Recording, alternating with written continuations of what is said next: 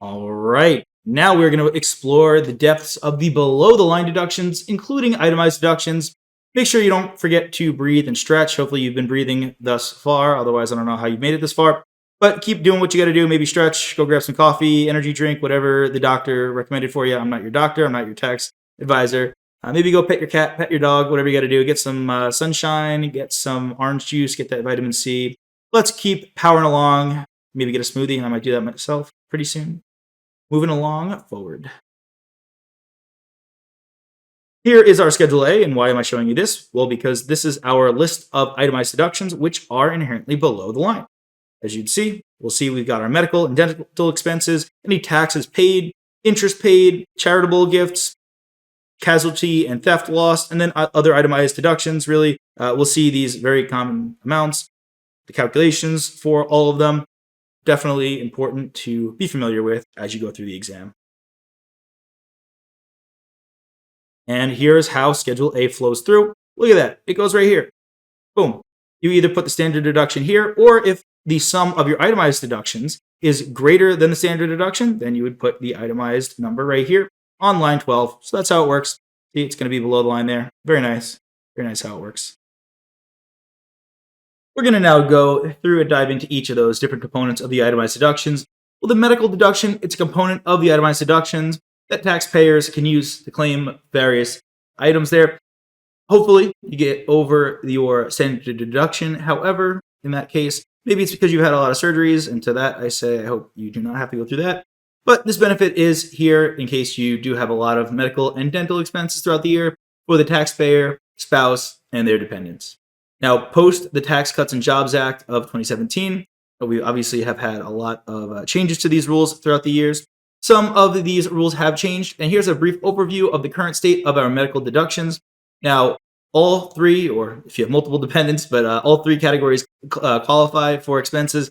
You've got the taxpayer, of course, the OG, the preparing the tax form. You got the spouse, if you're married, filing jointly, and dependents, such as qualifying children or qualifying relatives. Medical expenses for the taxpayer, their spouse, and their dependents are still eligible for the medical deduction. This includes costs related to diagnosis, treatment, prevention, and mitigation of diseases, as well as necessary dental care and other related expenses. There's no AGI limit or joint return limit.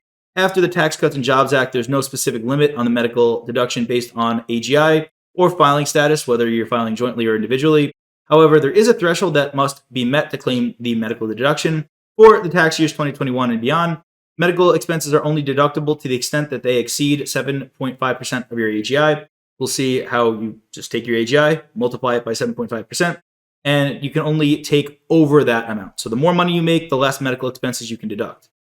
Medical costs are deductible except for the following. These are just, there's going to be many, many others in real life, but these are the common ones you may see on an exam. Elective surgery, cosmetic elective surgeries, not medically necessary, are not deductible. Yeah, you hate to see it. However, an example you may see is, let's say you get into a car crash and you need facial surgery for your face. Even though that is, you could say cosmetic, depending on the situation, that would be allowed. Life insurance, premiums paid for life insurance policies are not considered medical expenses and they're not deductible. Personal disability insurance, premiums paid for personal disability insurance policies, not going to be deductible as medical expenses. Capital expenditures that increase fair market value. So here's another interesting one. Capital expenditures made to improve your property for medical reasons may be deductible, but the deduction is limited to the amount by which the cost of the improvement exceeds the increase in the fair market value of the property. And now, before even getting to the formula, what is this? Let's say you install a wheelchair lift for the chairs because you're now paralyzed, or let's say you install some sort of railings all around the house, and that could increase the fair market value of your house. The formula for calculating the deduction is, the deduction amount is going to be the amount of the expenditure minus the increase in the fair market value. So if you spent more on improving your house to meet your medical needs than the increase in fair market value was to your house, you can include that as well. Now, unfortunately, the IRS does not recognize that preventative measures are in the best interest of everyone's health, because membership fees for health clubs or gyms are generally not deductible, even if they're prescribed by a doctor for specific medical reasons. This is one I actually vehemently disagree with. I think it should be a deduction for going to the gym. It would help a lot of people fight their medical issues, but hey, that is just me. And then personal hygiene items and routine expenses, such as toothpaste, soap, and toiletries, cannot be considered deductible medical expenses. I mean, this one, that would be a little ridiculous and hard to keep track of. As much as it would be a benefit, every bottle of toothpaste, every roll of dental floss, that would be a little over the top.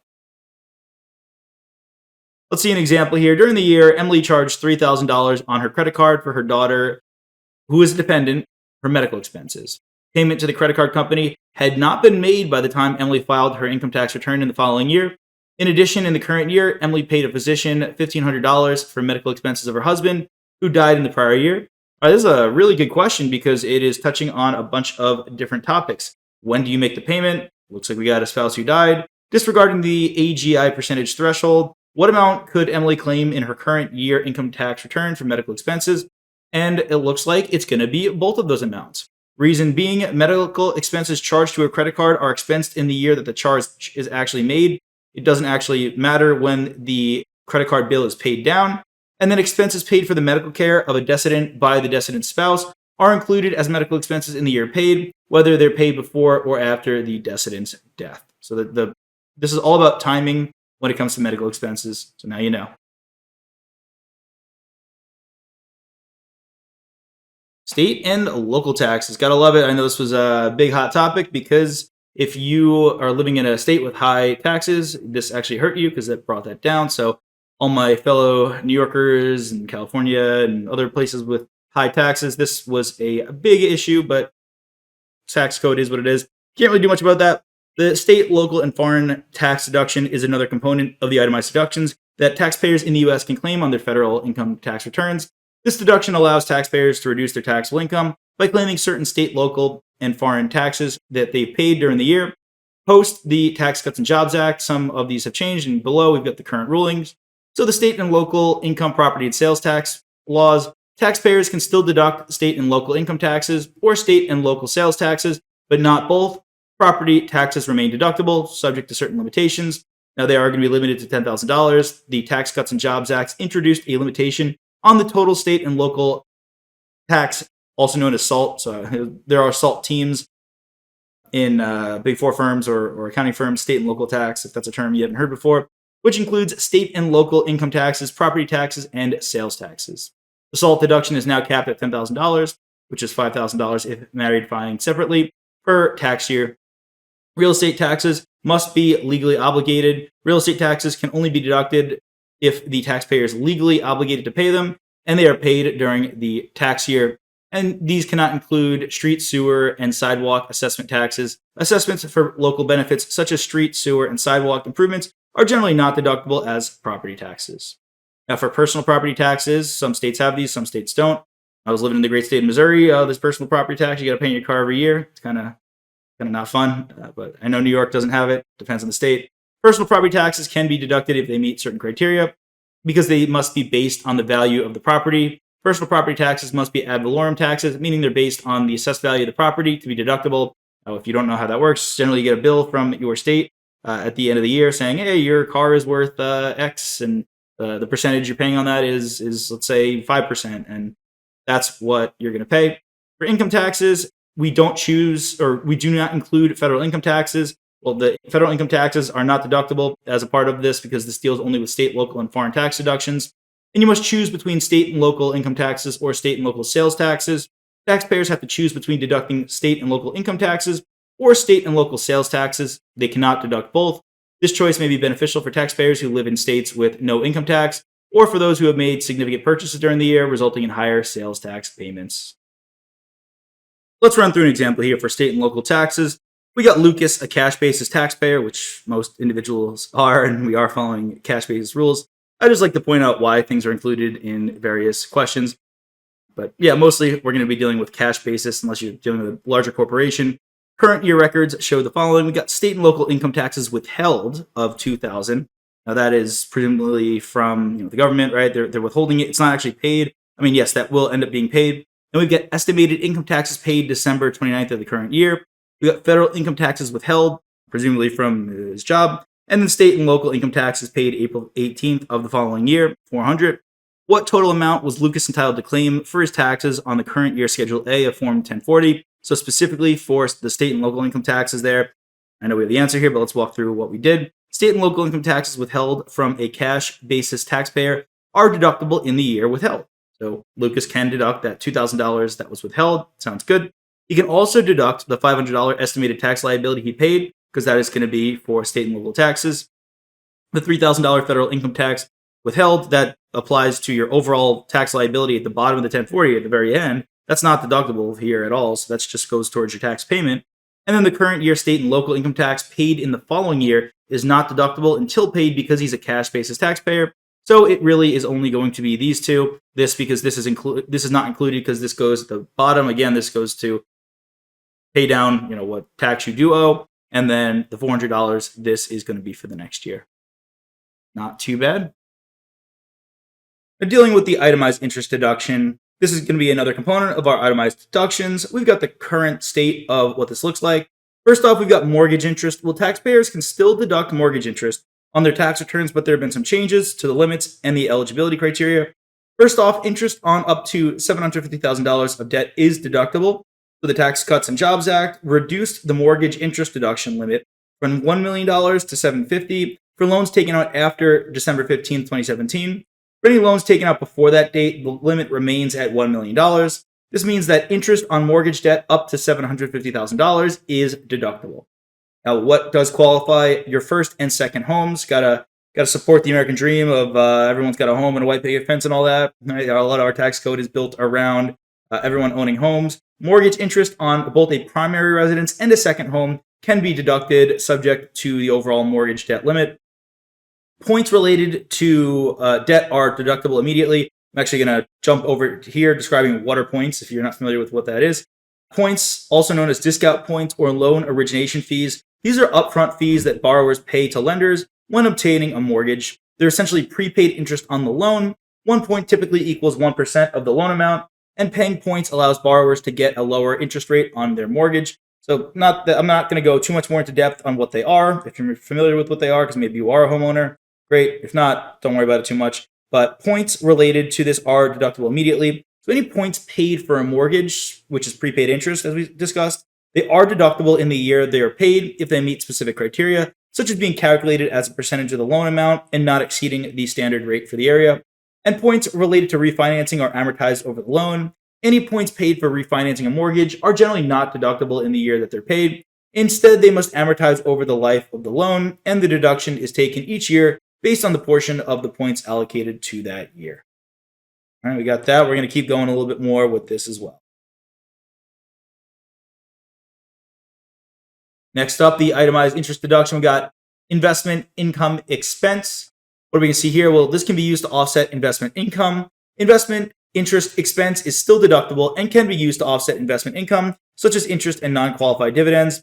However, the deduction is limited to the amount of net investment income that you have in a given year.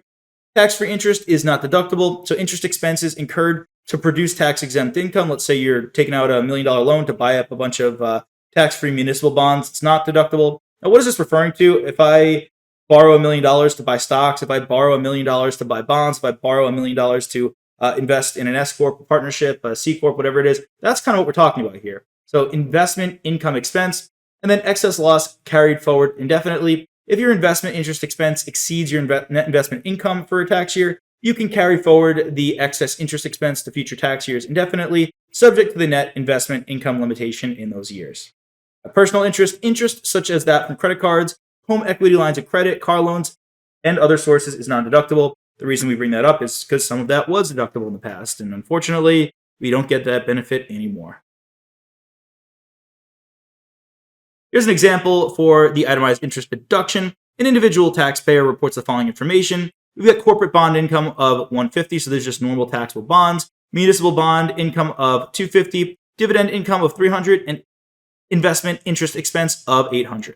What amount of the investment interest can the taxpayer deduct in the current year? Well, investment interest expense deduction is an itemized deduction limited to the net investment income. Taxable interest and non-qualified dividends are included in net investment income. Tax-exempt interest, like municipal bond income, is not. Therefore, the limitation is the sum of the corporate bond of $150 and the dividend income of $300.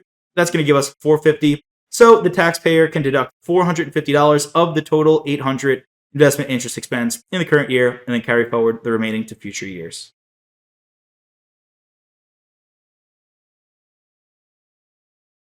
Charitable contributions. This is a big one. Where does this tie into the bigger picture as well? It ties in a lot of places. For example, we'll see with partnerships and S corps, if those make charitable contributions, those charitable contributions are considered separately stated items, and those flow through to the individual, and then you report them on the Schedule A. So that's just one note that we'll see that again in the future. But here are just a bunch of points about charitable contributions that you should know. First off, we've got non-deductible items. So gifts are not charitable contributions. Those are subject to gift tax, which you get a whole lesson on that. So anything that's a gift, that is not a charitable contribution. Now, political contributions, those are not tax deductible. We don't want you contributing to politicians. I mean, don't give them any money. Don't give any politicians any money. They don't need it. While charitable donations to qualified organizations are generally tax deductible, gifts to individuals or political contributions do not qualify here at all. Again, the reason being gifts, well, they have their separate tax rules, and we talk about that in gift tax. And then political contributions, that's not considered a charitable contribution. That'd be a little messed up. If you're super wealthy, you donate to a political candidate, and you can use that as a deduction. That would be a little unfair.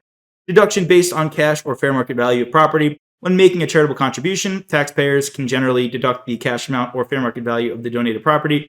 Now, if you just give cash to a church, cool, that's the amount.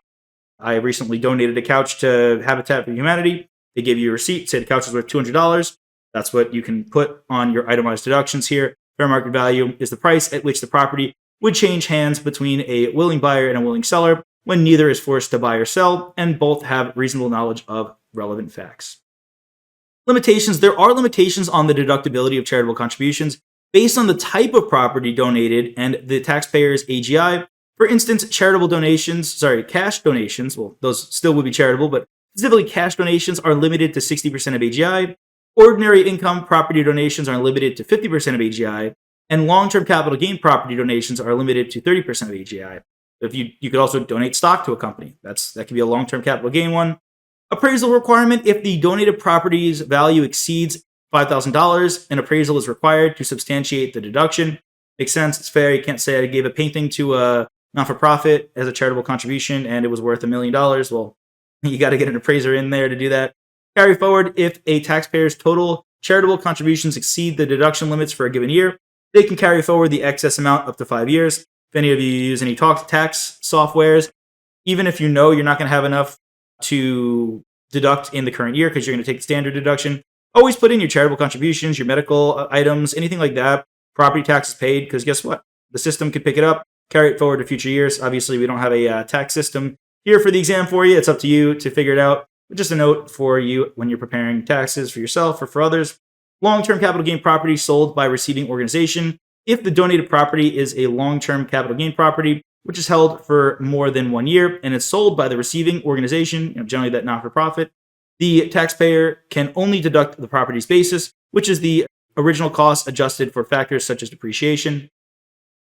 Next up, deducting the difference between the fair market value and the amount paid. Taxpayers can deduct the difference between the fair market value of a donated item or service and the amount they paid for it. For example, if a taxpayer bids on and wins a charity auction item worth $1,000, but pays $1,200, they can then deduct $200 as a charitable contribution. We'll see questions on the exam. Actually, more so on the financial exam, you see non-for-profit questions, but you could see items here where you'll buy a ticket to a play, but you kind of overpay for it because it's a charitable contribution. What's the fair market value of that ticket to the play for the not-for-profit? You take the difference there, just like you see here. And then lastly, non-deductible value of services. The value of services provided by a taxpayer to a charitable organization is not tax deductible. All of these just miscellaneous points to know for charitable contributions.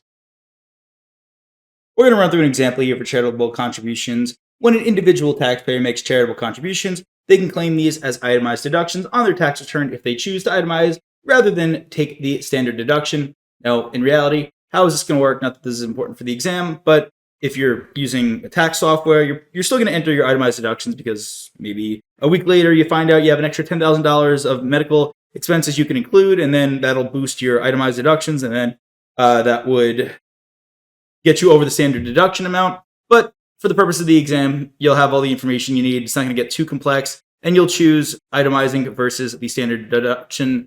The total amount of charitable contributions is reported on Schedule A, which is then used to determine our total itemized deductions. So for our example here, we got a nice variety of contributions here. Here are our charitable contributions. First off, we've got cash donated to a qualified charity of $5,000. Next, we have donation of used clothing to a qualified charity with a fair market value of $500. And then we've got donation of appreciated stock held for more than 1 year with a fair market value of $10,000 and a cost basis of $2,000. Now, in this example, what is our total charitable contributions? That is the $5,000 in cash, pretty straightforward, cash is cash. And then fair market value is $500, that's the clothing. And then the stock, we're using the $10,000 of the fair market value. That's what it was worth to you at the moment you contributed it. It's as if you sold it off there. Now let's consider the AGI of the taxpayer. For this example, we'll assume an AGI of $100,000. We've got limits on the deductibility of charitable contributions based on the type of contribution and the taxpayer's AGI. So this is what we saw previously, how we have the 60%, the 50%, and the 30%. So make sure you memorize these percentages. Cash donations to public charities are limited to $60,000. In this case, well, it's 60%, but $60,000 with the AGI we have here. Donations of ordinary income property or short-term capital gain property are limited to the lesser of the fair market value or the donor's adjusted basis with a 50% AGI limitation. And then donations of long-term capital gain property are limited to 30% of AGI. So here we've got the limitation for cash, which is $60,000, but $5,000 is well below that limit, so we're good to go. We can deduct the full amount. $500 clothing donation is considered ordinary income property and is below the 50% of the $100,000. Again, well below that, so we can deduct the full amount. And then the long-term capital gain property, that's in the 30% bucket. That's going to be $30,000. As such, the taxpayer can deduct the full $10,000 fair market value of the stock. Very good, looking good there. So the total charitable contribution deduction for the taxpayer is $15,500. This amount would be reported on Schedule A along with any other itemized deductions that we've seen so far. The total of all the itemized deductions together would then be compared to the standard deduction for the tax year, and the taxpayer would choose the higher of the two. As such, it makes sense you want the higher deduction. I don't know, maybe you're crazy and you want to pay the government a little bit more money, so you choose the lesser, but that is between you and the government. All right, not too bad. Let's keep moving along. We've got more examples. Moving on to theft or casualty losses. Now, these were changed as well as a result of the Tax Cuts and Jobs Act of 2017, as we all see. And when you see questions, you can either see the terms presidentially declared disaster area or federally declared disaster area, same thing. Guess what? If you didn't know that the president is a part of the federal branch of the government, shocker, I know you're learning so much here. A casualty loss is the damage, destruction, or loss of property due to a sudden, unexpected, or unusual event. Flood, hurricane, tornado, fire, earthquake, etc. A theft loss is the taking and removing of money or property with the intent to deprive the owner of it. Really nothing radically new. I'm assuming with that you knew that as well. There used to be questions, and you can still see questions like this where, and either way, this question would be false. Asking, can you deduct, oh, the dog knocked over a $20,000 vase, can you deduct that? Now, if that was in a presidentially declared disaster area and you can attribute that to the flood, right? I mean, obviously that would come down to insurance arguments. But just getting from the question, the specifics of it. If it says specifically the dog knocked down the vase, right, that would not be eligible. But if a tornado came and destroyed all of your property, and it says the tornado destroyed the vase, like that would be eligible. Now, I'm not trying to get too much into semantics, but just some sort of a differentiation that you could see with questions. Now, under our current law, taxpayers can only claim casualty and theft losses as itemized deductions if they are attributed to these federally declared disaster areas. The losses must still exceed $100 per event as they were before, and the total amount of the losses must exceed 10% of the taxpayer's AGI for the year. So we've got these must exceed some percentage of AGI. We saw that for medical. We see that for this as well, keeping those in mind. Now, before the Tax Cuts and Jobs Act, you could claim deductions even if they were not in these federally declared disaster areas, but that's not how it is anymore. Again, just putting this in reference if any of you have had experience before, because odds are a lot of you probably have. Now here for an example, suppose a taxpayer experienced a theft loss of $15,000 in a non-disaster area, and their AGI for the year is $100,000. Under the pre-Tax Cuts and Jobs Act rules, they could potentially claim an itemized deduction for the theft loss, subject to 10% of AGI and $100 per event limitations. Now, in this case, for our current law, the taxpayer would be able to deduct $4,900. How do we get that? Well, it's $15,000 minus 10% of AGI, which is $5,000, and then you got that $100 amount. So That's kind of something people forget to subtract, is that $100 amount. It's there mainly to prevent people from just saying, oh, this $50 amount, this small amount, and the IRS doesn't really want to deal with small amounts and trying to stack up a bunch of small amounts and have to, if they audit you, have to deal with, oh yeah, this $25 vase or this $75 computer monitor, and deal with small amounts like that. So here, under the current rules, we would not be able to claim a deduction for the theft loss, as it did not occur in this specially designated area.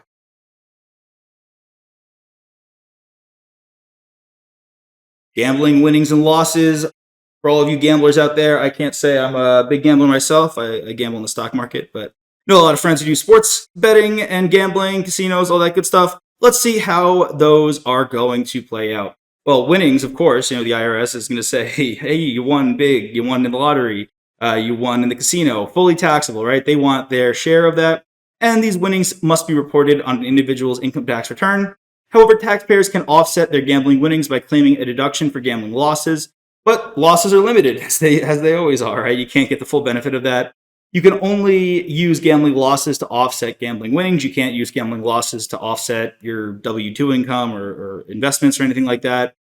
Get gambling losses stuck there, but gambling winnings can be infinitely taxed, right? Gotta love it. So let's say that a taxpayer has $10,000 in gambling winnings and $12,000 in gambling losses for the year. The taxpayer must report the $10,000 as income. They can also claim a deduction for gambling losses, but only up to the $10,000, which is the extent of their gambling winnings. And keep in mind, this is an itemized deduction as well. The remaining $2,000 in gambling losses cannot be deducted or carried forward. So you're only going to get this also if you itemize. So really hard to get a benefit here for gambling losses. You hate to see it, but I don't know. I guess you're just gambling for fun. Federal estate tax. Let's talk about federal estate tax paid on income in respect of a decedent. Well, income in respect of a decedent is income that a deceased person, that's a decedent, was entitled to but had not received before their death. This income is taxable to the person who receives it, usually the estate or the beneficiary. However, if the estate has already paid federal estate tax on this income, the recipient can claim a deduction for the portion of the estate tax attributable to the IRD. So essentially you're saying, hey, you're getting your Social Security payments from your parent dies, the estate pays tax on that, and then you get that and you have to pay tax on that. So that would be double taxation. Here is what we're saying is essentially you get a deduction for the portion of that amount that was taxed already, so you don't pay double tax. This item, it's a below the line deduction. Always important to know above or below the line for any of these deductions. You should know right away, is it above or below the line? Don't go into the exam without knowing that. It can be claimed as a miscellaneous itemized deduction on Schedule A. Now, this is one of those ones where it's under miscellaneous. It's not actually listed there. It's not actually stated, and that's fine. There's a lot of miscellaneous ones. We'll only go through the important ones you need to know for the exam. So it's going to be a miscellaneous itemized deduction on Schedule A for the person receiving the income from the decedent. This subject, it's not subject to the 2% AGI limitation that applies to some other miscellaneous itemized deductions. So let's say that a decedent's estate had a $100,000 in IRD, and the federal estate tax paid on the entire estate, including the IRD, was $40,000. If the IRD accounted for 50% of the taxable estate, then $20,000 of the estate tax paid, so we get that from $40,000 times 50%, can be attributed to the IRD. The recipient of the $100,000 can claim a $20,000 deduction for the federal estate tax paid on the IRD. Not too bad. Let's run through an example here for some itemized deductions. We got the current year, the Johnsons. They're married, filing jointly, and their AGI was $75,000. We've got some information here. Now, before we even read that, I always like to read the question first. What amount may the Johnsons claim as itemized deductions on their current year Schedule A?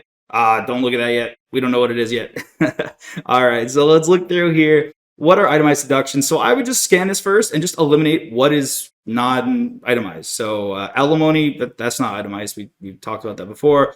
Child support, that's not itemized, so I'd cross that off as well. And what else do we have? Deductible contributions for 401k. Yeah, that's not itemized either. And we've got these other three, and these other three, I would say, were pretty recent, just coming off those slides. But these look like they would be itemized. Then secondly, I would look for any tricks and nuances. That's how I'd approach this question. Is first, I always just eliminate the fluff. Get rid of the tricks, all that garbage. So what are we going to claim here? And keep in mind here that says medical expenses in excess of 7.5% AGI. So they already did it for us. This is in excess, whereas if they didn't tell it to us, let's just say it's at $2,000, medical expenses of $2,000. Well, we would take 7.5% of $75,000, compare that to the $2,000. And if we say, well, 7.5% of $75,000, that's 5,625. That would not exceed that. And as such, we would not include the medical expenses. So just keep that in mind. The semantics of the wording here, it's in excess of that AGI already. So we took that into account. As such, all three of these amounts are going to be included for a grand total of $10,500. And then this is where you look and say, what's the standard deduction for married filing jointly? If it's greater than this, take the standard. If it's less than this, take the itemized. As such, memorize the standard deduction. It's going to be in the resources, changes year to year. Not too bad of an example. Let's keep moving along. Hey there! Are you ready to not only pass your CPA exams, but truly understand and enjoy the material while studying? I know it seems impossible, right? Especially to enjoy the material?